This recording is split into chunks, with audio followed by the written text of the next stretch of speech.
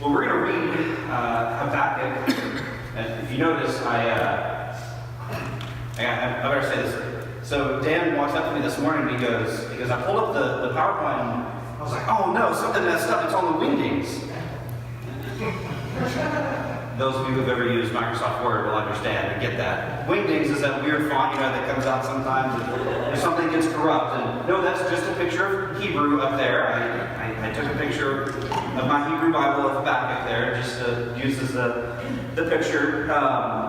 We're going to jump around, and that's mostly because I don't have time to cover everything in these 3 chapters. But this kind of snippets that we're going to do, I think will kind of help us get a flavor of what's going on. So we're going to start reading in chapter 1 and verse 1. It says, "The message that the prophet Habakkuk received in a vision. How long, O Lord, must I call to you for help? But you do not listen. Violence is everywhere, I cry, but you do not come to save. Must I forever see these evil deeds? Why must I watch all this misery? Wherever I look, I see destruction and violence. I am surrounded by people who love to argue and fight. The law has become paralyzed, and there is no justice in the courts. The wicked far outnumber the righteous, so that justice has become perverted." The Lord replied, "Look around at the nations, look and be amazed. For I am doing something in your own day, something you wouldn't believe, even if someone told you about it. I am raising up the Babylonians, a cruel and violent people. They will march across the world and conquer other lands. O Lord, my God, my Holy One, you who are eternal, surely you do not plan to wipe us out. O Lord, our rock, you have sent these Babylonians to correct us, to punish us for our many sins. But you are pure and cannot stand the sight of evil. Will you wink at their treachery? Should you be silent while the wicked swallow up people more righteous than they? Are we only fish to be caught and killed? Are we only sea creatures that have no leader? Must we be strung up on their hooks and caught on their nets while they rejoice and celebrate? Then they will worship their nets and burn incense in front of them. These nets are the gods who have made us rich, they will claim. Will you let them get away with this forever? Will they succeed forever in their heartless conquest? I will climb up to my watchtower and stand at my guard post. There I will wait to see what the Lord says. Now he will answer my complaint." Then the Lord said to me, "Write my answer plainly on tablets so that a runner can carry the correct message to others. This vision is for a future time. It describes the end, and it will be fulfilled.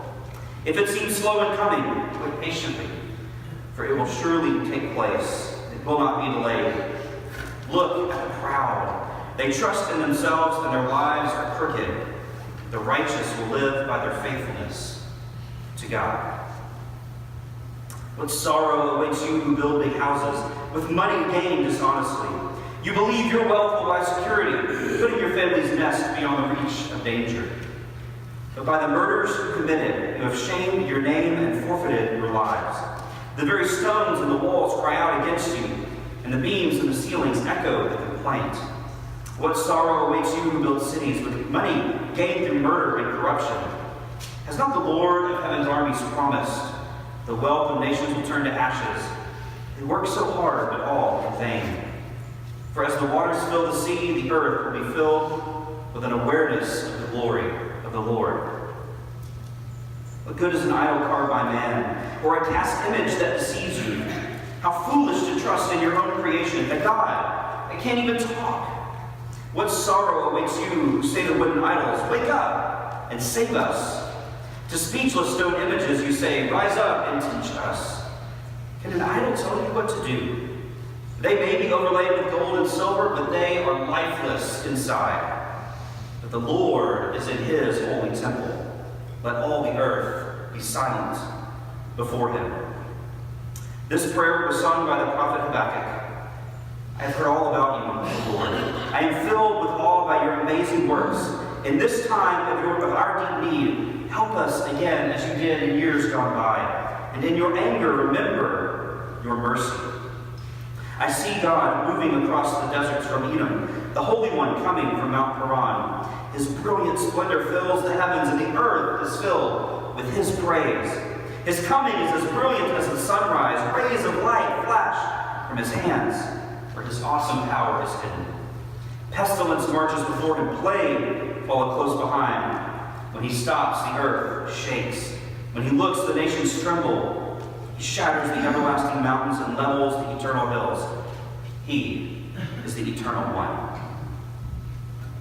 Even though the fig trees have no blossoms, and there are no grapes on the vines, even though the olive crop fails, and the fields lie empty and barren, even though the flocks die in the fields, and the cattle barns are empty, yet I will rejoice in the Lord.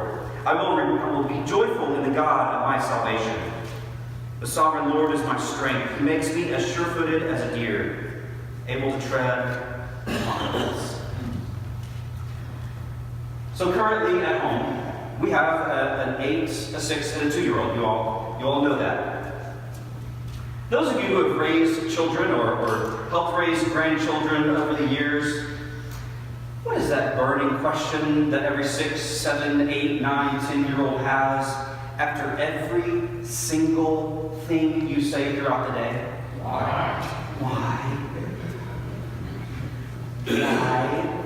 Some of you are probably, you're like having PTSD right now, remembering the time of raising your kids, where why was the only thing you heard 24/7 out of their mouth. Why? Go clean your room. Why? Go help with the dishes. Why? Go sweep the floor. But why? Why do I have to do that? Why is it everything so unfair to me all the time? I'm the only one who ever has to do anything. Some of you are remembering these times. Why? I don't know, but in reading this week, I got to thinking, Habakkuk kind of sounds like he's a 7 or 8-year-old to me in some ways. A constant question from him, why? But I also want to talk about that because I think it's really important. A child brings it out as something which in some ways is kind of humorous that they say why over and over again. And in another way, it is incredibly frustrating 99% of the time, right? But there's also something there. That desire to know why this is happening. The desire to understand what's happening in the world in a way that makes sense. That's what a child is trying to do, and that's what Habakkuk is trying to do as well. So I want to talk about Habakkuk the prophet. I want to start by, who was he? Who is this person that we're talking about this morning? Well, we essentially know very little, next to nothing, about Habakkuk as a person. We don't know what he did, other than clearly he wrote down some things. He seemed to be some kind of prophet.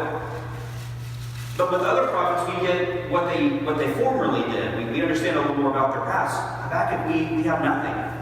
There's some speculation by scholars that he's connected to the temple, based on some of the language that he uses in that prayer in chapter 3, but I don't know, as I looked at that more and more, I really thought it really is pure speculation.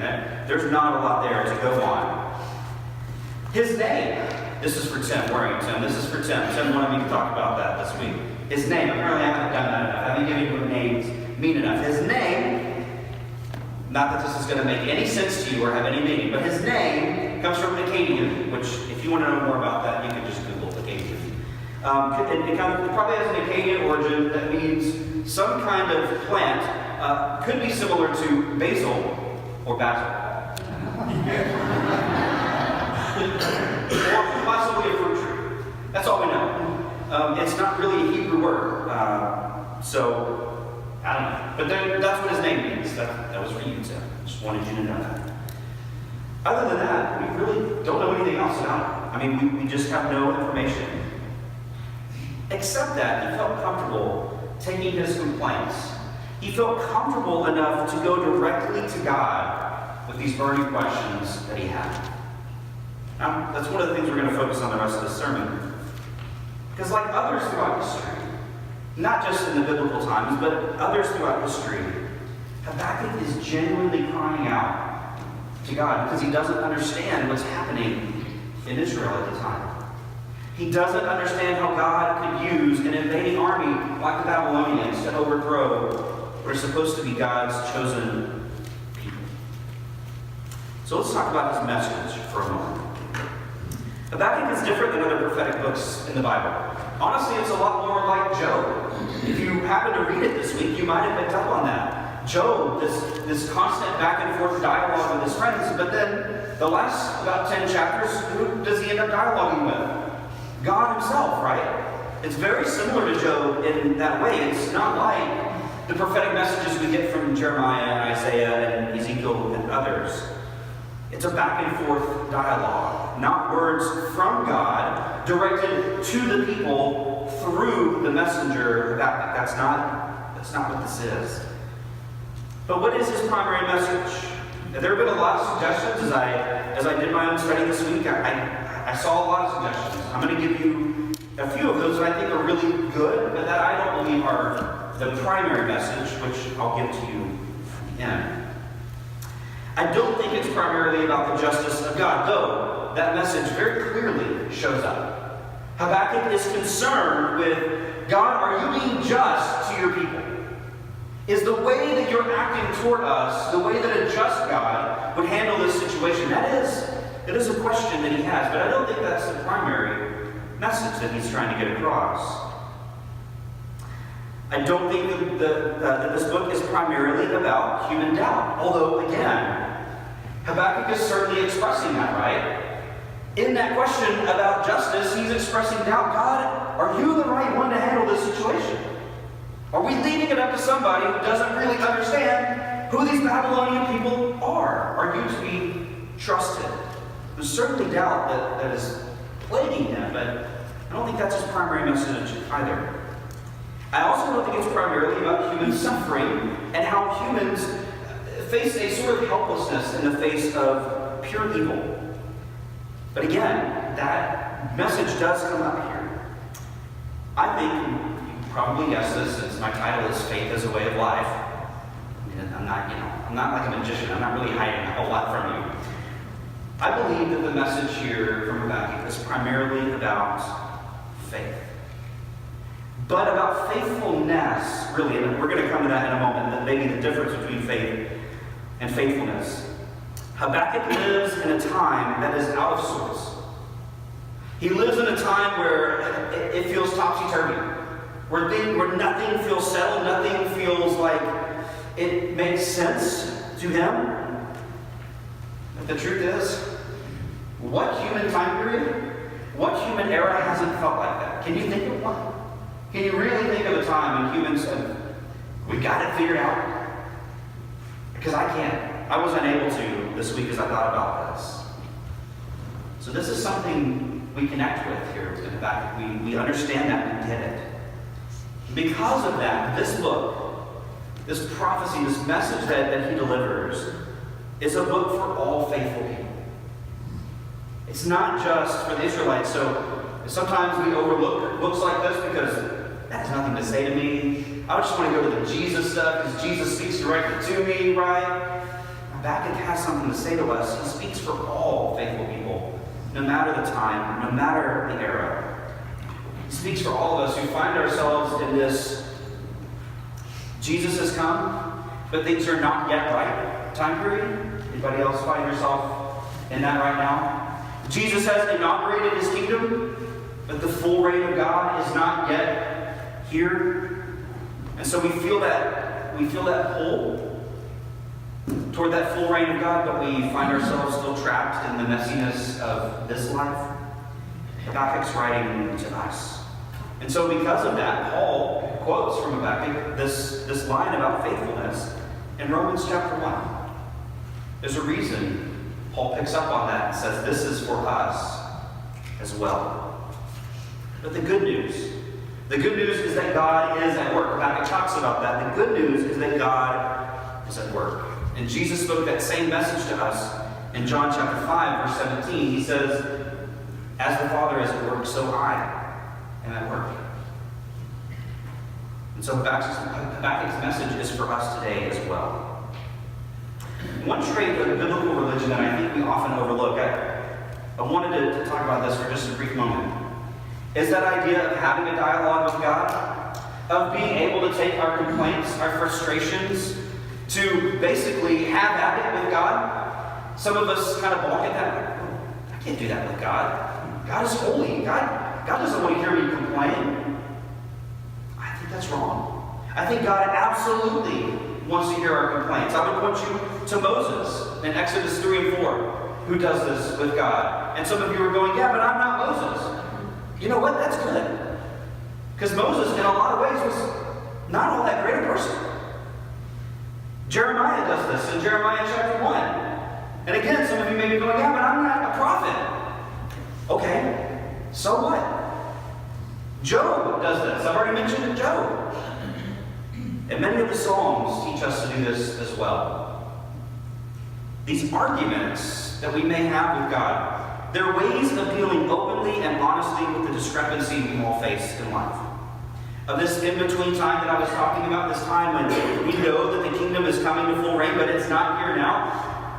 This is a way that we can have it out with God. God, why aren't you done yet? Why hasn't Jesus returned? Why aren't things better the way that you promised they're going to be? These are kinds of questions we can ask of God if we're only open and honest with our feelings about it. These arguments don't arise out of hostility or indifference to faith. I believe that arguments like these arise out of a very passionate way of understanding the world, of a deep kind of faith. And we have to be honest with those kind of struggles and allow them to come out. If you go to any kind of therapist or counselor or whatever, one of the big things that they tell you not to do, don't hold it in. Do not bottle it up. If you keep it all to yourself, what's going to happen? Pressure's going to build and build and build, and then eventually, the top is going to pop off and it's all going to come out, right? Habakkuk, I think, is displaying that kind of thing for us toward God. So I want to talk about faith now. A word that we know very well in Christianese, in our Christian lingo. I want to talk about, is it faith or is it faithfulness? Now you may notice, if you happen to look at different translations, maybe this week if you read it, you picked up one and thought, I'm going to pick up another one just to see what it says. Or you could glance at your neighbor who maybe has their Bible open and see what theirs has. Or maybe you were reading along with me as I read this morning. My translation has it as faithfulness, but there are many that have it as faith in chapter 2, verse 4. What's the difference? Why are we asking this question? Which one is correct, so to speak? And I think we've talked about this a bit in a different sermon, but I'm going to repeat it anyway because I think it's important, and most of you forget the things that I say anyway. So why not repeat it, right? I mean, I forget what I say too, so don't feel bad. That's not an indictment of you. We just forget things people say, right? Especially when they drone on, week after week, right? I think the correct way to translate this in chapter 2, verse 4 is as faithfulness. In our modern context, simply translating the Hebrew word as faith, I think communicates us to us the wrong way to understand what Habakkuk is talking about. Because what it does, faith for us in Christian lingo, is a way to talk about an assent to certain propositions. It's about doctrine, right? So Jesus is the Son of God. If we have faith, then we what? We believe that, right? And yes, that's true. But that's not the idea of faith in Hebrew. It's not the idea of faith in the ancient Near East culture in which a text like this comes to us. Faith is an insufficient word. We need to use a word like faithfulness. Because faithfulness is about an ongoing pursuit of remaining faithful to God. It's not just an assent to doctrine. It's not just a, I believe that. That's not the whole of faith. And so to me, it's insufficient to translate it as simply as faith. And so I think it's unfortunate that some translations carry on using this word faith. So let's talk about, you gotta have faithfulness. The correct way, like I said, I think you translate it as faithfulness. And it starts with the fact, again, that in Hebrew, this word connotes more than just, I agree to this doctrine. I have faith in this doctrine, or something like that. Faith for the Israelites didn't mean an acceptance of those things, but rather as a steadfast endurance. A steadfast endurance, or what we might call as faithfulness. The word expresses reliability, confidence, continuity, and trust. And here in Habakkuk, it refers to the confidence of the righteous in God's reliability to set right what has gone wrong in the world. That's what Habakkuk is talking about. The righteous, those who long and work for justice, those who long and work for righteousness, receive the strength to go on. Not because the world itself is just. Lord knows it's not. Talk to any of your friends or family members, they'll tell you the world is not just. Some of you probably know that from your own lives. The world is not just because it is, right? The world is not just because it rewards those who work for justice. We probably know people who do that day in and day out and don't get what they deserve.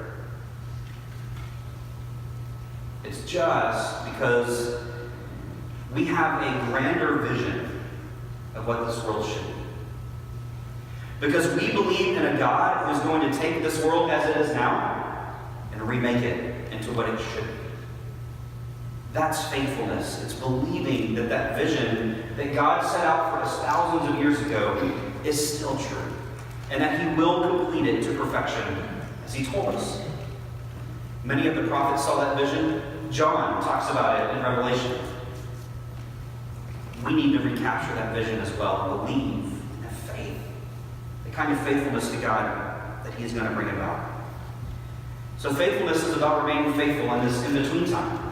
This time of already that Jesus has inaugurated the kingdom, but also a not yet. It's not fully here like it needs to be.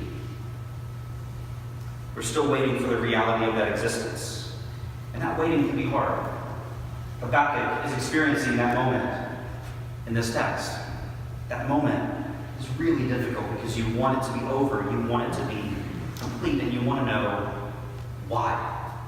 Why, God, are you not done yet? And then finally, Habakkuk tells us what the faithful are not. They're not proud. Instead, faithful look to God instead of themselves for their reliance and where to place their trust. I think there's a reason Jesus asked us to pray for daily bread. Not for a month's worth of bread, not for a year's worth of bread. It was interesting. I hear people talk about, how much should a person have in their savings account, right? Ready for a rainy day. And you could talk to 10 different financial experts, and you're going to get 10 different answers. But all of them agree you need to have a healthy amount. You need to have a substantial amount in there. I mean, okay, I don't necessarily disagree with that. But I also believe that if we're people of faithfulness to God, that God will take care of His faithful people. And I don't mean for us to be cavalier and irresponsible. I'm not advocating something like that. But what I'm saying is that there's something more important than how much money you have in your bank account. There's somebody who's bigger than any check you could ever write or cash, who is taking care of us daily. And that if we simply ask for daily bread, as Jesus told us to pray for, maybe, just maybe we'll be taken care of. I don't know. It's a radical notion, right? But Jesus seemed to believe it, so maybe we can too. So I want to close with our few conclusions here. Those are supposed to pop up one at a time. Oops. Well, you get them all right now. I'm going to talk about them one at a time. Sorry about that. I want to know I don't really want you to answer me right now. I want you to think about, what are you currently saying why about? What is that burning question? What is it that you're longing to understand in this world that doesn't seem to make sense at all, and you want to know with God, why? Why have you not made this right? Yet I think it's really important for us to be honest about these things. Not to push them aside, not to treat them as though they don't matter, to really go to God with these things that we feel like, okay, God, I don't understand what you're doing right now. I need you to explain this to me. The second one is, are you living faithfully even in the midst of adversity? Habakkuk teaches us to do that. He shows us that that's what a life of faith is about. We're going to face adversity, right? All of us know that. We experience it daily, weekly, monthly, whatever. We experience adversity. Are you going to remain faithful? That's a tough question. Because in the moment, it feels really easy to give up. And I think if any of us, if all of us are honest with ourselves, we've all been there before, where we just kind of want to go, yeah, I'm kind of done with this whole belief thing. It just doesn't make sense right now with what I'm going through. That's okay. Be honest about that. Take that to God. That's exactly the place where you should take that kind of fear and angst and misunderstanding. And then the final thing is, are you asking more of God than just the daily bread you need? I am. I know that much. I'm really bad about just asking for daily bread. So, as much as this may be a message for you, it's a message for me as well. I have to learn to focus on what does God need of me today, and what do I need from God today. Not tomorrow, not 10 years from now, which we get really good at. And you see all these financial planning commercials. Are you ready for the future? Are you ready for 30 years from now? I'm like, come on. I'm not ready for 30 seconds from now. So can I focus today? Can I focus on what God needs of me today and what I need from God today? Can I learn to just ask for daily bread? That's that, or at least part of what Habakkuk is trying to tell us. There's obviously a lot more that we could have talked about, but that's what I wanted to talk about, so that's what you're stuck with. Because I'm the one with the microphone this morning. 2 more weeks in the Old Testament. Esther, and then we're going to finish out with some of Isaiah again.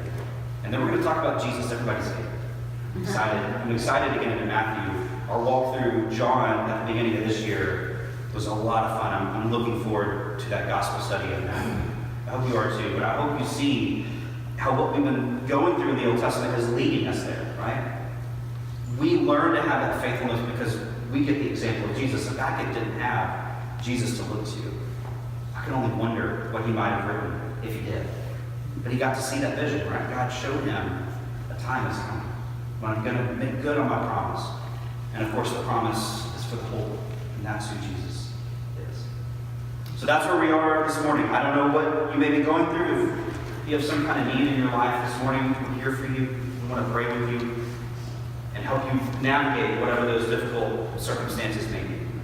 So this morning we're going to stand and sing in just a moment. If you have any of those needs, you can come forward as we stand and as we sing.